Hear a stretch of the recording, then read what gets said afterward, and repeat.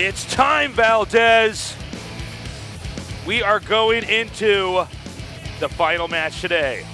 Second East match of the day. Going to be quite a fun one, too. Departure putting on a great show against Hurricane, showing he knows what to do in ZVP, really making those lurkers work for him. Deer having a really nice game against Gumiho as well earlier on today. Oh, man. Okay, I'm going with Deer. What about you? I went with Departure. Ooh, split down the middle. Yeah, 4-3, as split as it could be. The advantage going to Departure by if one only vote. we had a caster with two heads and they both disagreed, then we could be right there. 3.5 and 3.5. Let's see what happens, man. Deer, he's been playing very well. Definitely, it seems like Legacy of the Void is more of his kind of game. But Departure, this guy is new. He's pretty hot right now. Anything could happen. Yep, map's going to be Prion Terraces. We'll see if he's able to work this map in his favor, as a lot of Zergs are favoring this map recently. Yeah, there's a lot of cool strats. We've seen a lot of quick games on this since the gold has been moved to the natural. And our game is ready. Let's do this. Departure versus Deer for the ace match.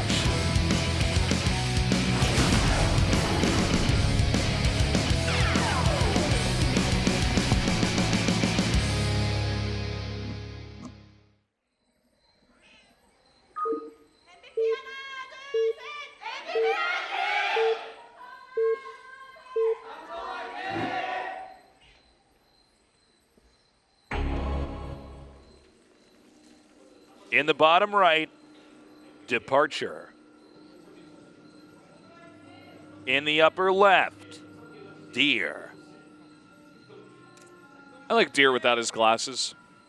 I think it looks better. Him and Stats making a pack together. Protoss brothers without glasses. That's right. PBWG. No more Four Eyes nerds. Mm-hmm. Okay, so the big question is, what exactly does Deer do here?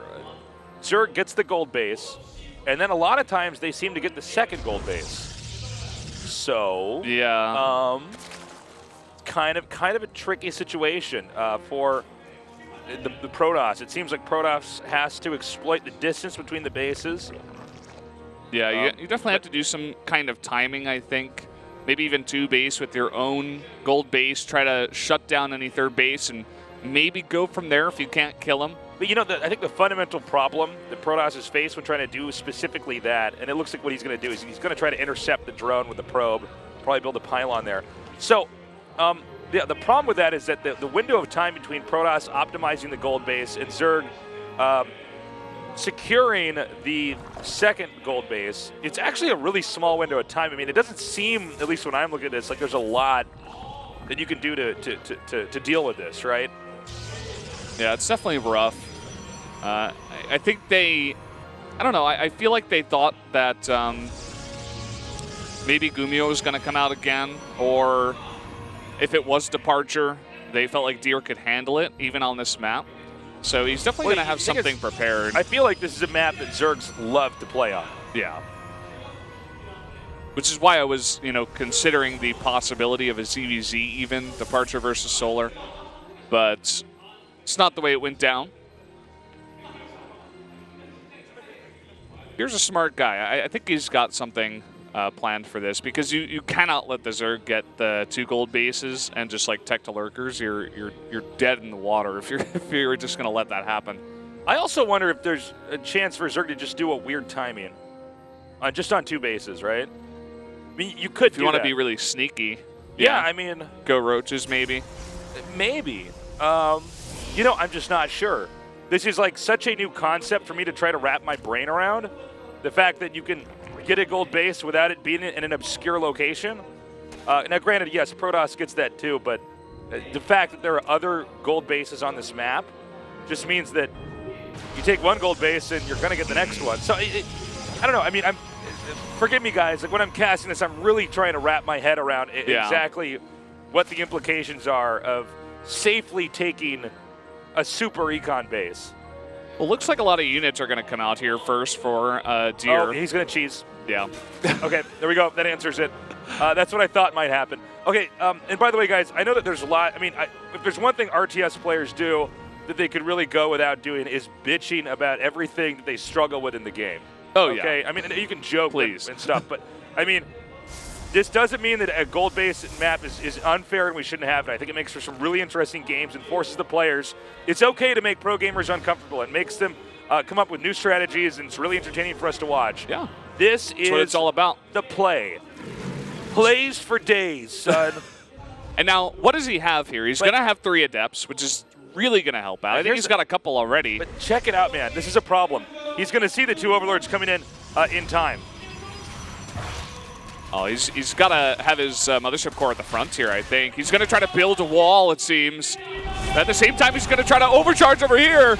Will it be enough? A couple of Adepts do pop out. Oh, my God. I think he's just going to hold it. Yeah. I think it's just barely enough. The timing of the Adepts is perfect. He's got a wall at the front here with 2 Adepts and a Stalker behind it. Oh my God! He just hold. He just owned this. Yeah. In fact, I think Zerg needs to start making drones. Like, oh, hold on, he's in. He's in. Oh, he's in, but it's fine. Deer just let him in fact. Now he needs to drop again. Okay, he actually made I think like 40 more lings or something in the course of time. He has 20 drones. If this doesn't work, he loses. He put this on the line. This was his ace decision. And he lost that Overlord. He lost one dropping Overlord, and I think the second one's going to be killed off too. Uh-oh. Wallens are pretty good. Yeah. Not even SpaghettiOs for this guy. He doesn't even get to just eat. uh-oh? Yeah, just uh-oh. It's like, uh-oh, you're screwed. It's like, uh-oh, Anthraxios or something. This is serious. That's how bad this is for Zerg. Well, where do you go from here? I guess you drone up. You try to play with your own you second go gold straight base. back to the team house and frown because I don't think you recover from this. Yeah, he's checking here. He's like, well, I can't break that. I guess I'll just make drones. He's got a lot of these pretty much useless lings. I mean, they're going to help out for sure once the Protoss does move out, but the Zerg had a very low number of drones for a very long time. Oh my God. Okay. I'm racking my brain right now. Now, hold up. Zerg is still on a gold base here. I think if Zerg survives the counterattack, maybe. Okay, maybe. Yeah, it's about surviving it. But even if I guess Protoss doesn't even have to counterattack, they could just take a gold base of their own. But I don't know if I like that. Zerg's allowed to get back on his feet. Zerg, by the way, still behind on workers. Zerg right now is only making workers. So I definitely agree with you. Where's this queen going? Wow, that was really dangerous. And he's going to be able to pick it up. That you cannot afford to lose this queen right now.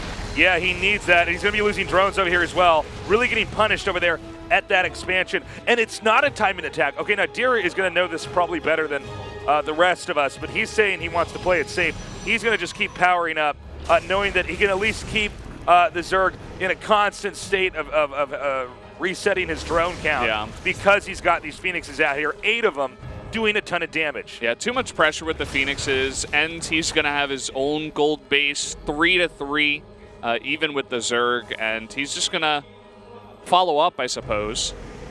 Getting a robotics bay, we might see some disruptors to deal with anything, really, that comes out of the Zerg on the ground.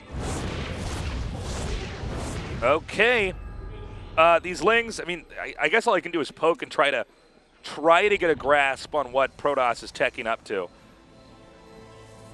Really curious to see where the game goes from here because, again, he did not do the timing. Maybe the timing would have been foolhardy. Not sure. I've never in my mind had to deal with it economically working just like this.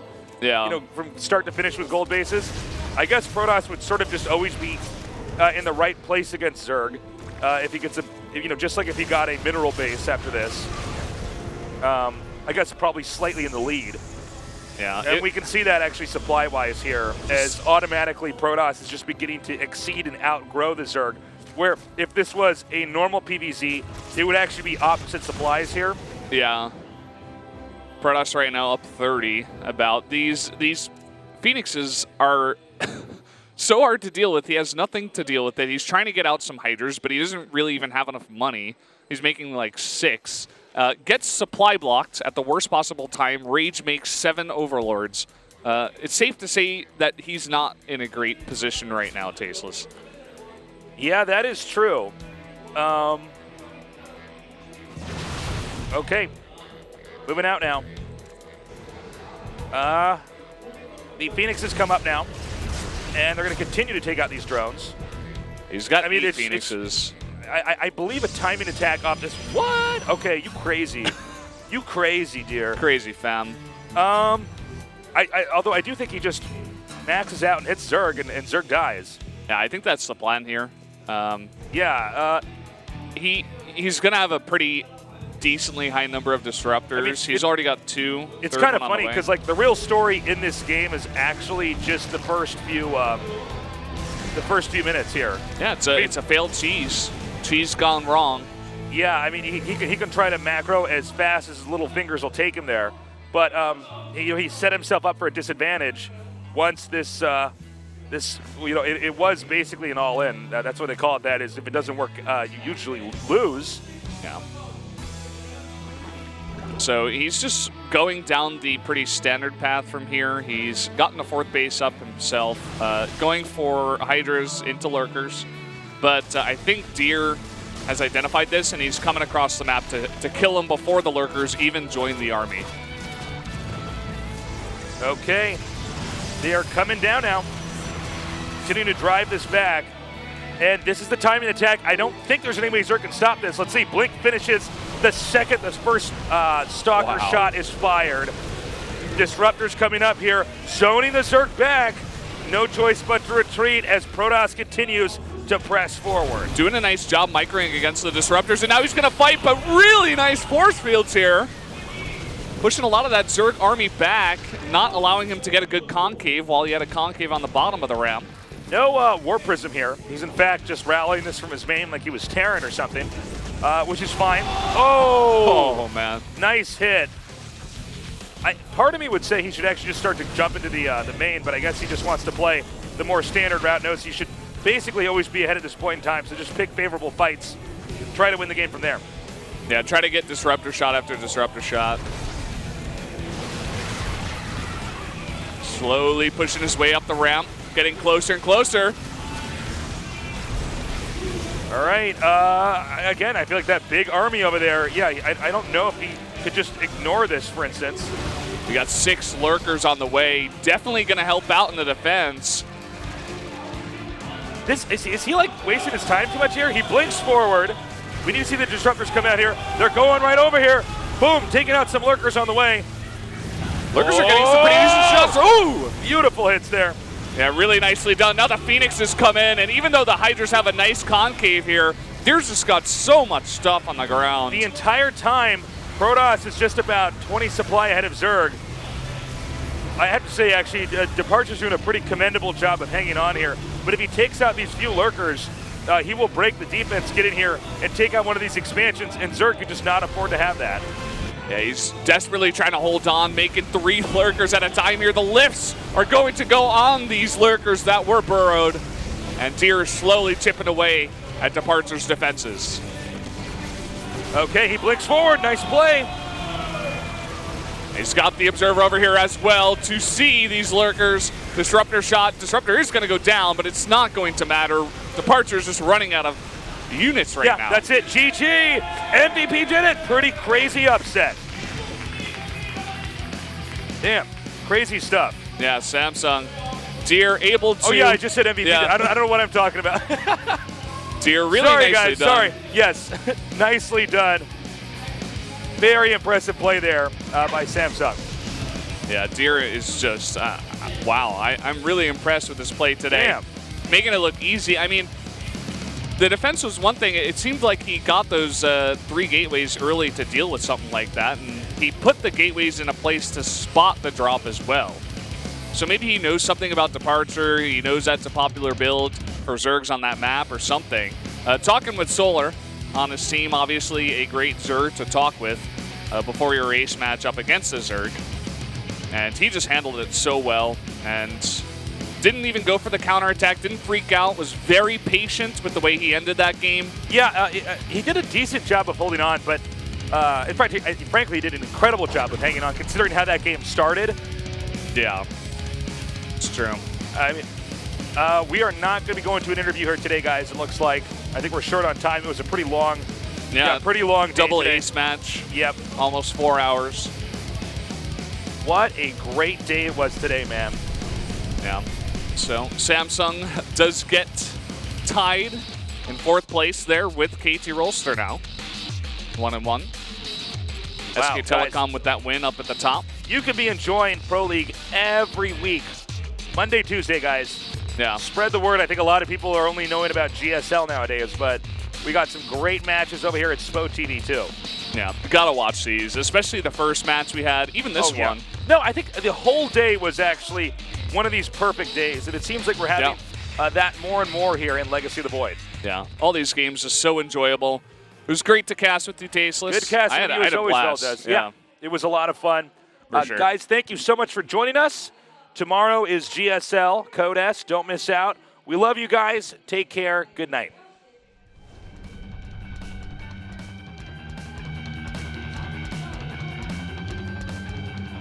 SK텔레콤 스타크래프트 프로리그 2016 3주차 월요일에 경기가 이어지는 거 알고 계시죠? 진에어 그리닝스와 KT롤스터 그리고 MVP 치킨마루와 SK텔레콤 T1의 경기가 펼쳐집니다. 프로리그 3주차 경기도 여러분의 많은 기대 부탁드립니다. 자, MVP 치킨마루 대 삼성갤럭시의 경기를 전해드렸습니다. 자, 프로리그 1라운드 2주차 마무리가 됐는데요. 저희는 내일 모레 다시 한번 팬분들께 인사를 드릴 수가 있게 되었습니다. 어째서죠? 모두 유채권 스타리그 종료 후 30분 후 게스트가 또 특별합니다. 송병구 선수와 그렇죠. 정명훈 선수가 나옵니다. 예, 그리고 지금 많은 참가글이 올라와 됩니다. 그렇죠. 여러분들에게 많은 그 기회를 드리기 위해서 지금 이 순간 바로 커뮤니티 들어오셔서 참가 신청을 해주시길 바랍니다. esports.net으로 들어오시면 됩니다. 그렇습니다. 여러분들의 많은 사랑 부탁드리겠습니다. 삼성갤럭시가 승리했다는 소식을 전해드렸습니다. 지금까지 도움 말씀의 고인규 유대현 해설위원, 저는 최민준이었습니다. 함께해 주신 여러분 대단히 감사합니다. 안녕히 계십시오.